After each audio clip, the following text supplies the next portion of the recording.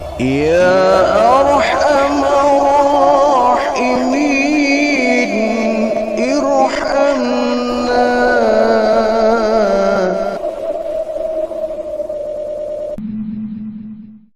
Radhiyallahu anhu qala Rasulullah sallallahu alaihi wasallam,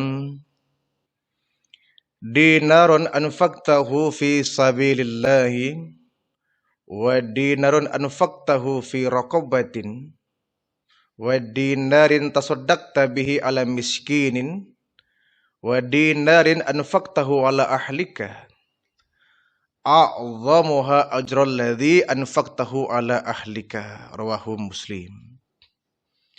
Dari Abu Hurairah, beliau meriwayatkan bahwa Rasulullah sallallahu alaihi wasallam bersabda, satu dinar yang kamu nafkahkan di jalan Allah, satu dinar yang kamu nafkahkan untuk memerdekakan budak, satu dinar yang kamu sedekahkan kepada orang-orang miskin, dan satu dinar yang kamu nafkahkan untuk keluargamu, maka yang paling besar pahalanya dari dinar yang kamu nafkahkan itu adalah dinar yang kamu berikan kepada keluargamu. Hadis riwayat Muslim. Hadis ini menerangkan betapa besarnya nilai pahala harta yang kita berikan kepada keluarga kita. Ada 4 perbandingan ya.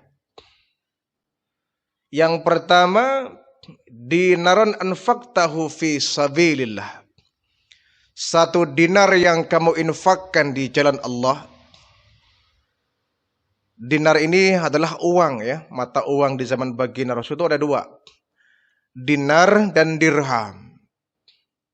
Ya kalau zaman kita ya rupiah ya. Hanya bedanya rupiah ini dan mata uang yang lain biasanya akan berubah nilainya seiring dengan perkembangan zaman. Rupiah misalkan 10.000 rupiah di zaman dulu itu besar. Orang bisa membeli barang yang banyak ya. Bisa membeli segala-gala hanya 10.000 rupiah. Tapi bandingkan 10.000 rupiah di zaman sekarang ya, sangat kecil nilainya. Ya mungkin 1 juta di zaman kita masih agak besar ya nilainya. Tapi mungkin 10 tahun, 20 tahun ke depan 1 juta akan menjadi jumlah uang yang sangat sedikit. Jadi nilai rupiah ini berkembang semakin rendah nilainya ya. Akan berkembang dan berubah seiring dengan perkembangan zaman. Tapi tidak dengan dinar dan dirham. Menurut satu keterangan bahwa dinar ini nilainya tidak berubah semenjak zaman baginda Rasulullah hingga sampai zaman kita sekarang ini. Jadi dari zaman Nabi ya segitu, di zaman sekarang juga segitu. Tidak akan berubah nilainya, tidak seperti mata uang yang lain. Ini hebatnya dinar. Jadi nilai di zaman baginda Rasulullah dengan sekarang ya seperti itu ya. Tidak akan ada perubahan nilai. Tidak seperti mata uang yang lain, rupiah misalkan. Itu sudah berubah ya. 1.000 di zaman kita waktu kecil, nilainya besar. Tapi 1.000 di zaman sekarang, nggak ada nilainya ya. Parkir aja 2.000 ya. Parkir aja 2.000 sekarang itu. 1.000 sudah nggak ada manfaatnya. Tapi di zaman dahulu 1.000 besar sekali nilainya. Dinarun anfaqtahu fi sabilillah. 1 dinar yang engkau infakkan di jalan Allah. Wa dinarun anfaqtahu fi raqabatin. 1 dinar yang engkau nafkahkan untuk mereka para budak-budakmu untuk dimerdekakan. Wa dinarin tasaddaqta bihi ala miskinan. Bahkan 1 dinar yang engkau infakkan kepada fakir miskin dibanding dengan wadinarin anfaqtahu ala ahlika, 1 dinar yang engkau infakkan kepada keluargamu. Manakah yang paling besar nilai pahalanya? Apakah yang kita infakkan di jalan Allah? Apakah yang kita infakkan untuk fakir miskin? Apakah yang kita infakkan untuk para budak-budak kita? Atau untuk keluarga kita? A'dhamuha ajral ladzi anfaqtahu ala ahlika. Ternyata dari semua itu yang paling besar nilai pahalanya adalah dinar yang engkau infakkan untuk keluargamu. Subhanallah.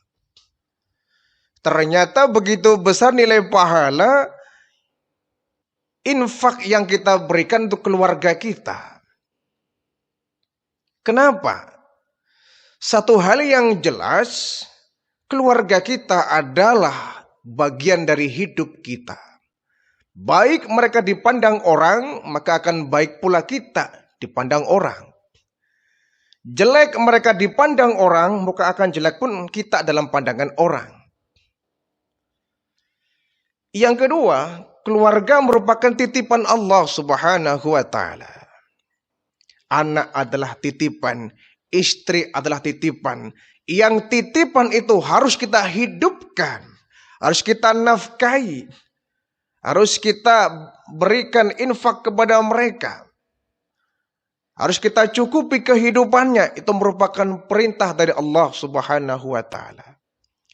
Kalau kita memiliki anak, memiliki istri, dan kita biarkan mereka terlunta-lunta, hidupnya tidak jelas, ya, maka kita telah berkhianat kepada Allah Subhanahu wa Ta'ala.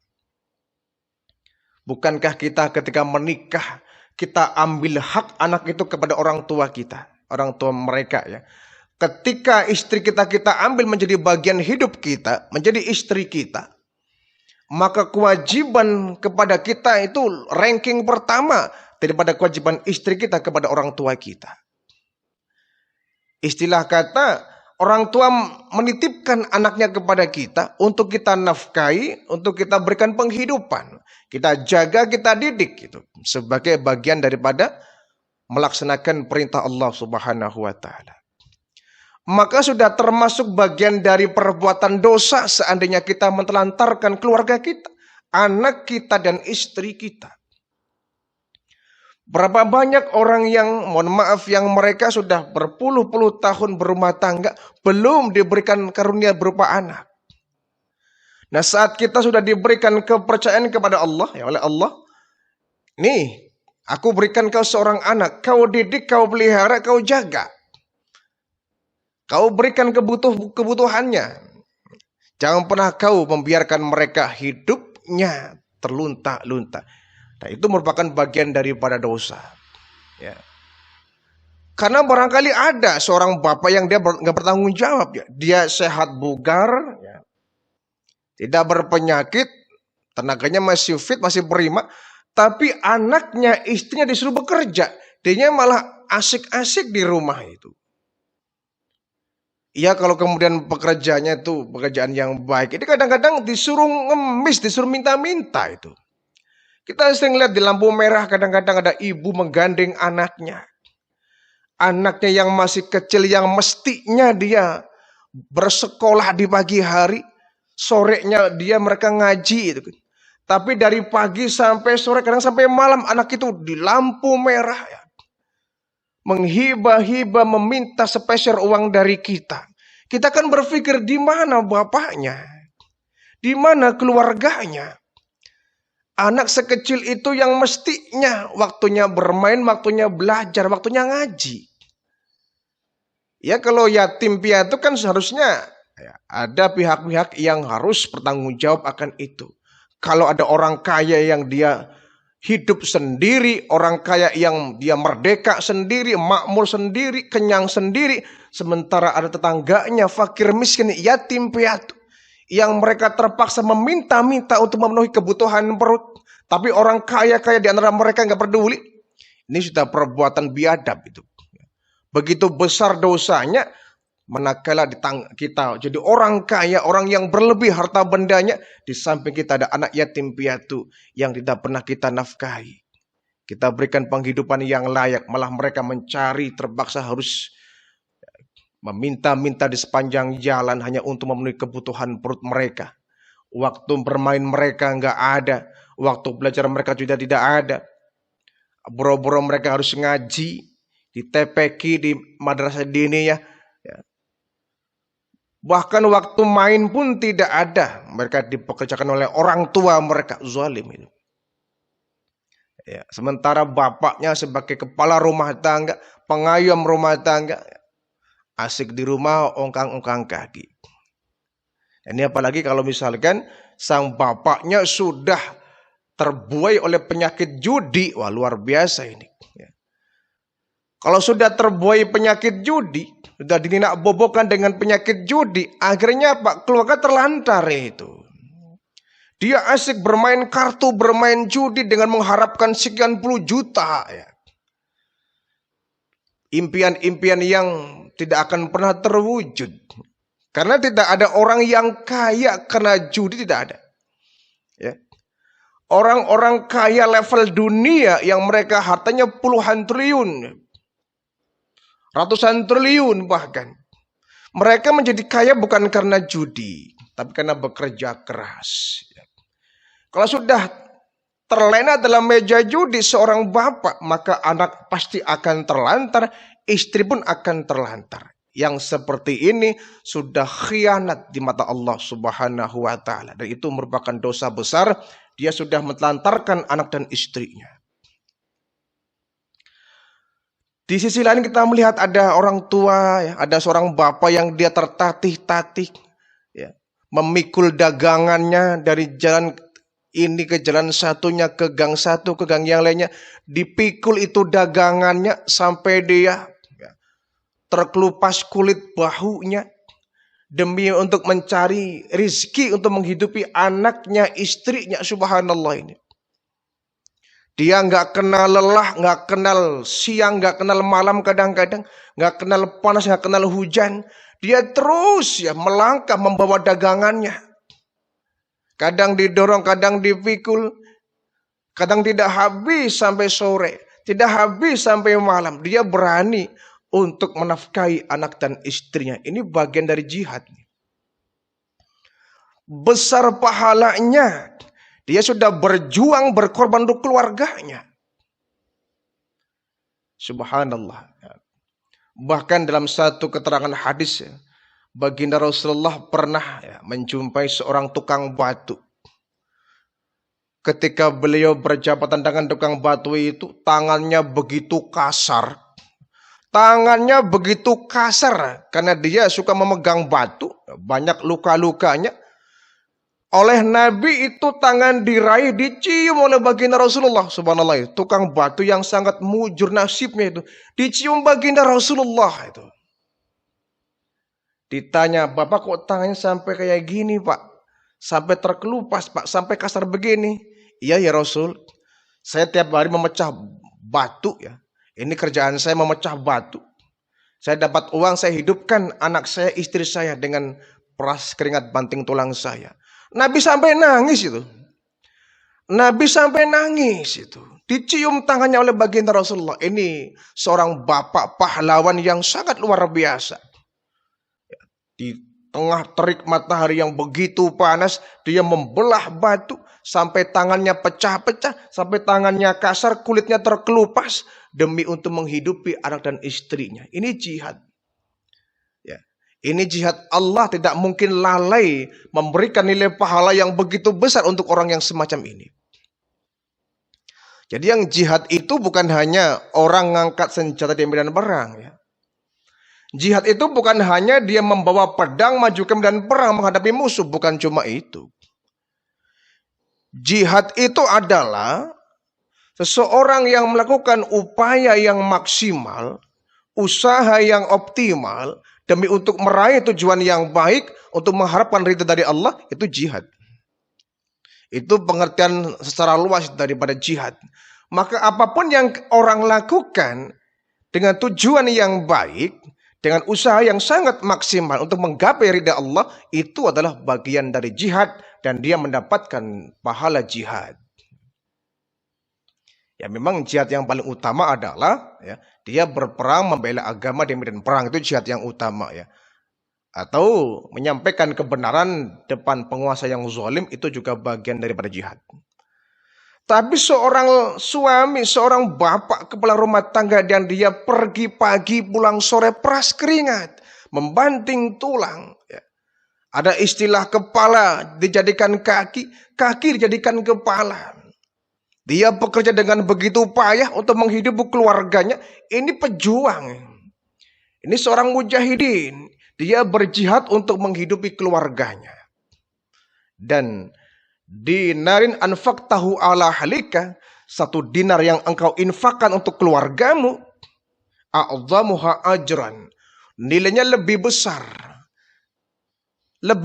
pahalanya, alladzi anfaqtahu ala ahlika, yaitu satu dinar yang engkau berikan kepada keluargamu. Besar pahalanya di sisi Allah Subhanahu wa taala. Sampai pun dibanding dengan harta yang kita infakkan di jalan Allah. Kita berinfak untuk masjid, kita berinfak untuk musola, kita berinfak untuk pondok pesantren, ya. Kita berinfak untuk kepentingan-kepentingan agama. Itu bagus, pahalanya besar ya. Pahalanya besar. Kita nyumbang semen, nyumbang pasir, atau kita berinfak berupa uang untuk masjid, untuk pondok pesantren, untuk yayasan tahfidz Quran misalkan, itu besar nilai pahalanya. Sangat besar ya. Atau satu dinar yang kita infakkan untuk para budak-budak kita yang kita merdekakan. Kita punya budak kemudian dimerdekakan, kita berikan dia pesangon 1 dinar, itu juga besar nilai pahalanya.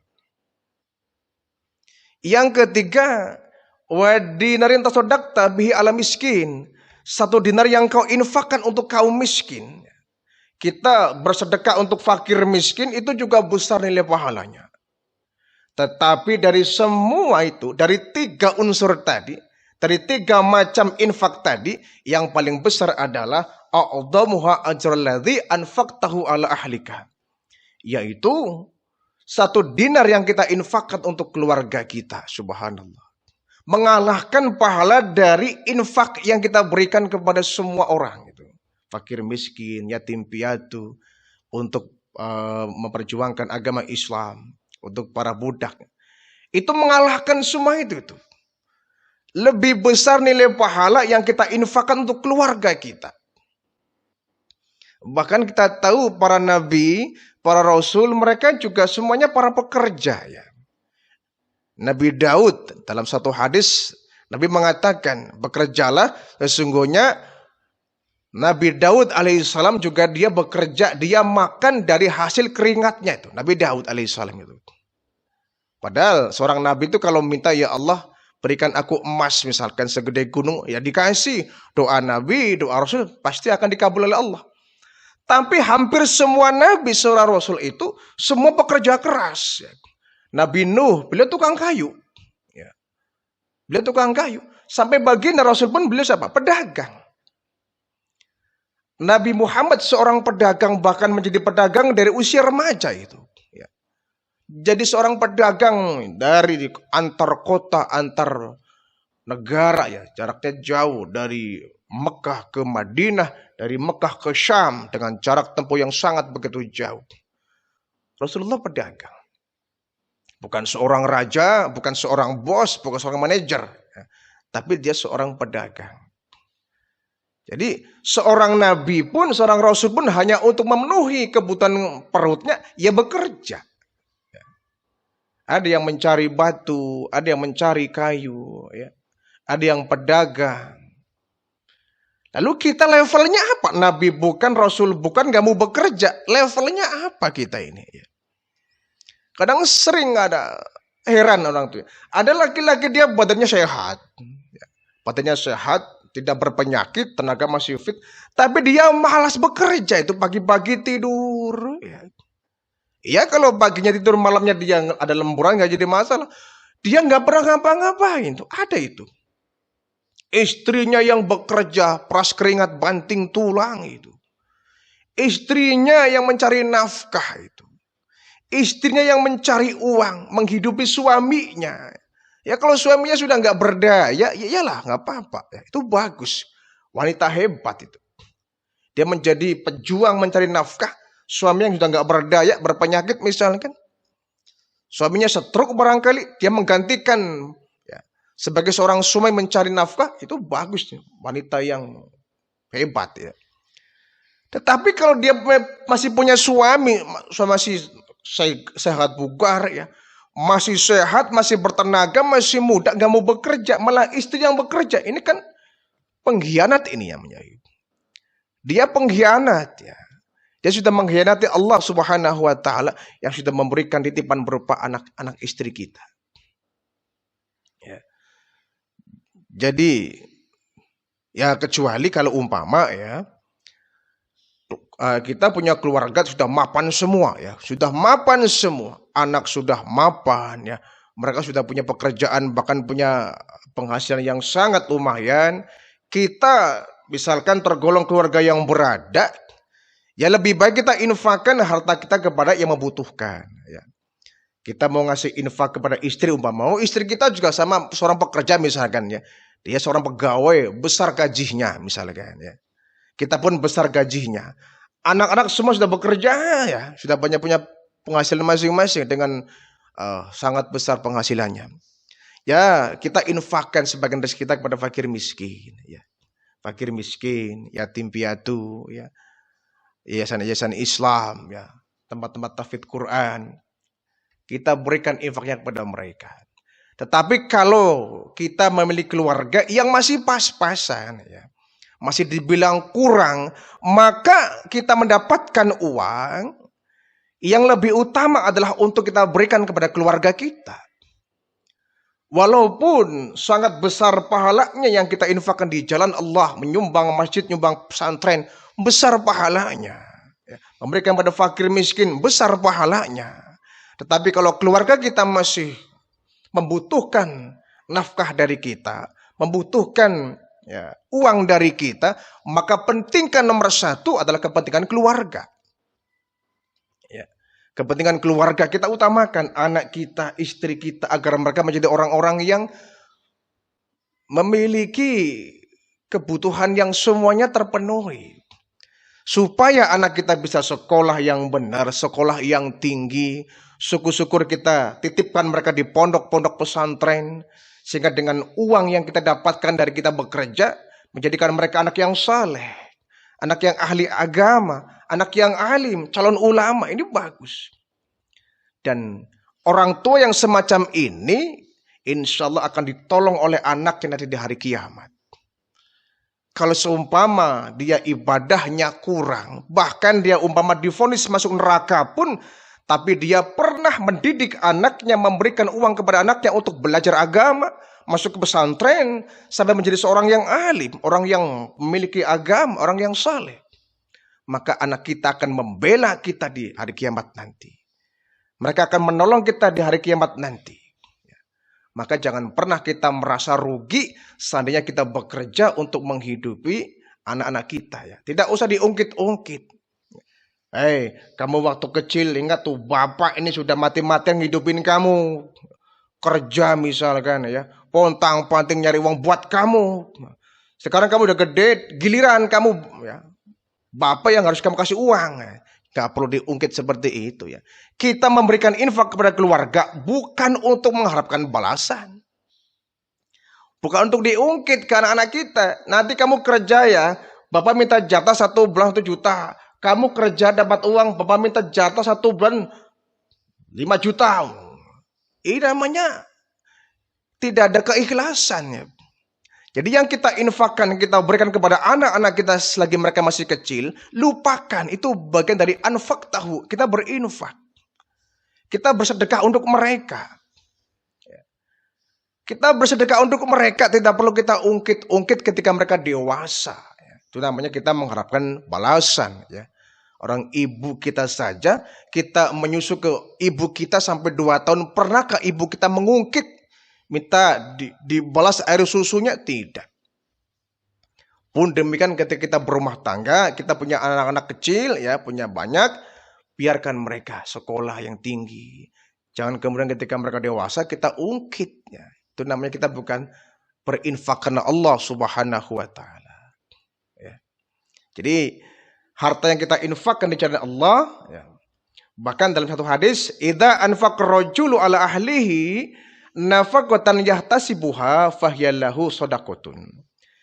Apabila seorang menafkahkan hartanya untuk keperluan keluarganya dengan mengharapkan pahala, maka dia akan tertulis sebagai bagian daripada sedekah. Kita bersedekah. Dan sedekah yang paling utama adalah untuk keluarga kita. Kalau memang kondisi keluarga kita masih sangat membutuhkan. Gitu ya. Tapi selagi kita memiliki keluarga yang mapan, yang sudah berlebih, ya lebih baik kita infakkan kepada fakir miskin yang membutuhkannya. Ya, jangan sampai kita merasa dirugikan dengan itu. Ya. Kita mengharapkan dari infak yang kita berikan bagian daripada rezeki yang berkah. Ya. Rezeki yang berkah, rezeki yang bermanfaat. Insya Allah kalau kita bekerja selama tidak melakukan perbuatan yang tidak baik, insya Allah rezeki kita menjadi berkah. Ya. Mereka yang bekerja siang dan malam kadang-kadang menjadi tukang beca. Bayangkan tukang beca itu berapa penghasilannya. Ada yang sebagai tukang sol, ada pedagang asongan yang hanya berapa sih penghasilannya. Tapi kalau mereka ikhlas bekerja untuk mencapai ridha Allah, maka berapapun nilai yang kita berikan kepada keluarga kita akan menjadi suatu yang menjadi bagian daripada sedekah. Dibanding mereka orang-orang yang mendapatkan puluhan juta, ratusan juta dari hasil menipu orang, mencuri hak orang, memakan harta orang. Maka biarpun kita sukses menjadi orang yang banyak uang, tapi jauh dari keberkahan. Lebih baik kita bekerja dengan penghasilan yang apa adanya, tapi anak kita bisa sehat, istri kita sehat, anak kita soleh, istri kita soleh, dan mereka menjadi keluarga yang baiti jannati. Rumahku laksana surga bagiku. Ini kan ucapan baginda Rasul ya. Karena merasakan damainya hidup bersama keluarga.